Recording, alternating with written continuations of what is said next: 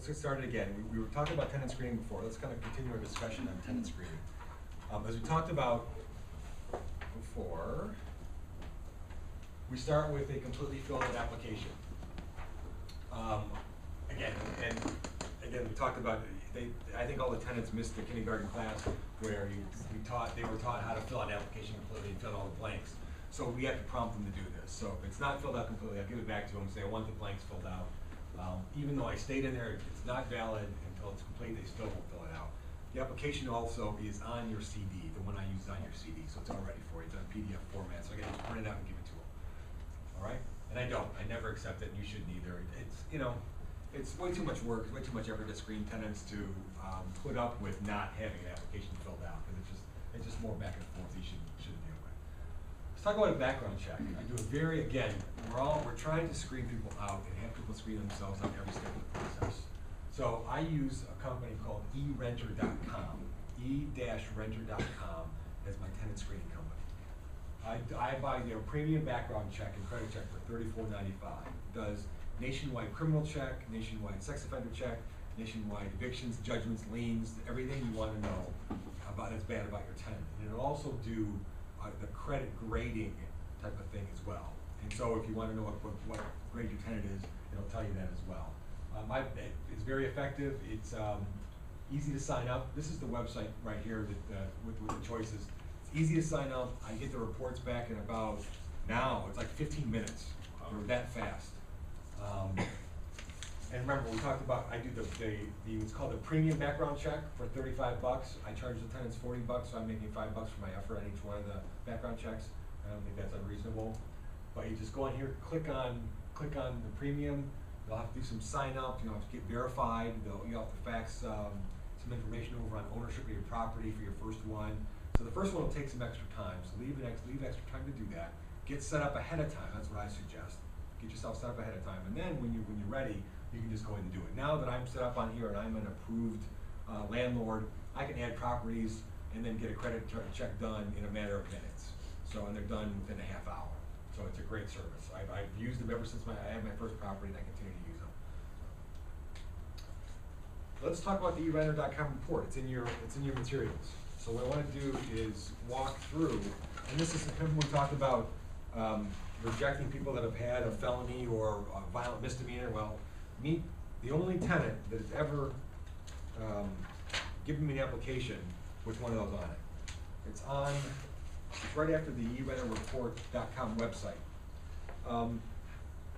This is, how many pages? I think it's 8 pages long. They do a comprehensive look at stuff. Let's start with the tenant background check.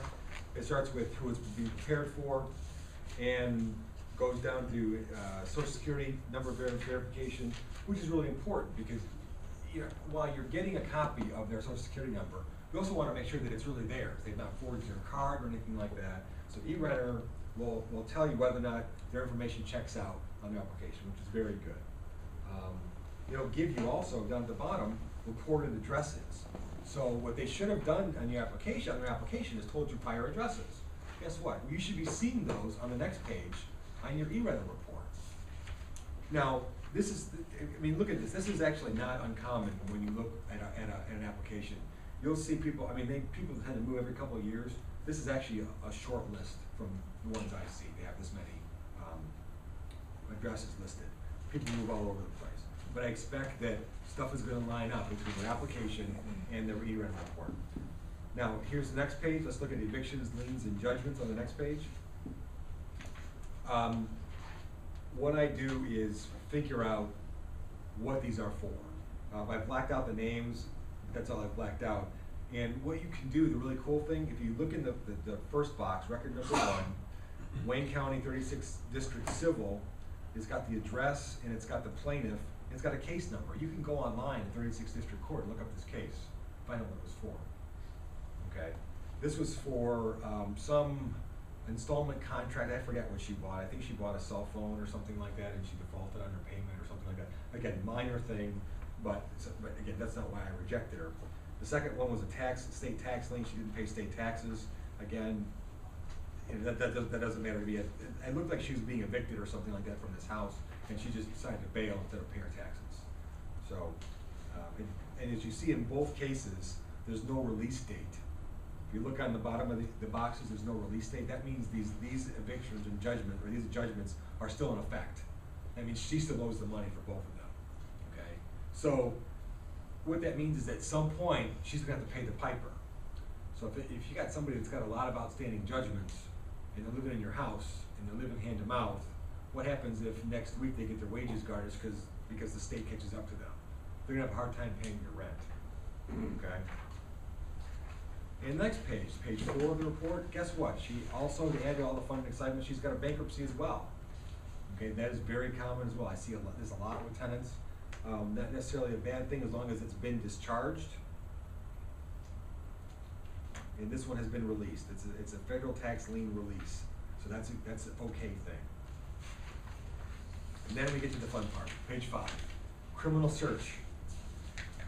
You see that she's flying under several aliases. This wasn't her name. And look at the offense. Assault with a dangerous weapon, felonious assault. How is that? How would you like to rent to somebody that's got a conviction for felonious assault? Again, folks, this is why I tell my folks up front, if you've got a conviction for a felony, any sort of conviction at all, like this, criminal conviction like this, you are not suitable for my houses.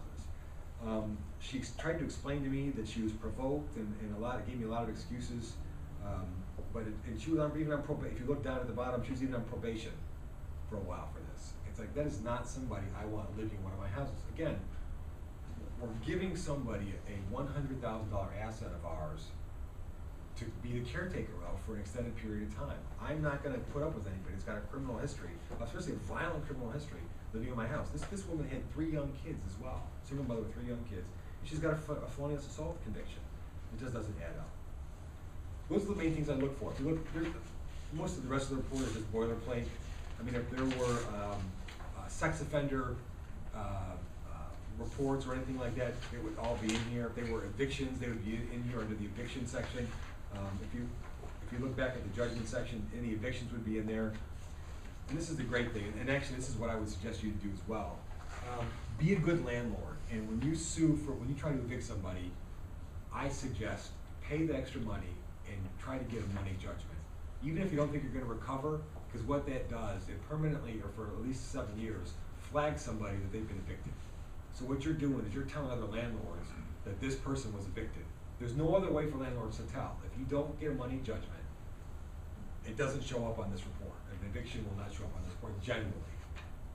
But when I sue for a money judgment, and I get a money judgment, whether I collect or not, it goes in this report, and that telegraphs to other landlords that this person is a bad risk, and don't do it. Okay, so that's the e-renter report. It's very straightforward. It's really just a couple pages to scan through, and you can figure out whether or not you want to go with the tenant or not. And again, this is the only tenant. I mean, I'm kind of glad that she did come through my process, because now I have something to put in here to show you what I look for and what I reject on. Now, do they email this to you? It comes by email, yeah. I go on the website, put in my information with the house, and I've got, what they need is they need tenant name, tenant social security number, they need current address, and that's really about it, what they go on. Now, what you do have to have to legally do one of these checks, you need to have a signed application. The first time you go through this process, they will make you fax down the signed application, because that gives you the authorization. And if you look on the application I've included on the CD, it basically authorizes me to do a background check on it. Right, they give you permission. They will look for that authorization. Just having the application isn't good enough. You need to have the authorization to do the background check before the companies like this will release the information to you. Okay? And my application, I think it does. They've always accepted it, so my application is pretty standard. And you know, I just realized I put my application on the CD in PDF format. I'm happy to send it to you in Word format if you want to change it. I don't think that there's anything on there that's particular to me, except for the application fee is $40. If you want to change that, just email me and I'll send you a copy as a Word doc, and you can change it however you want, and then print it out, do whatever you need to do. Okay?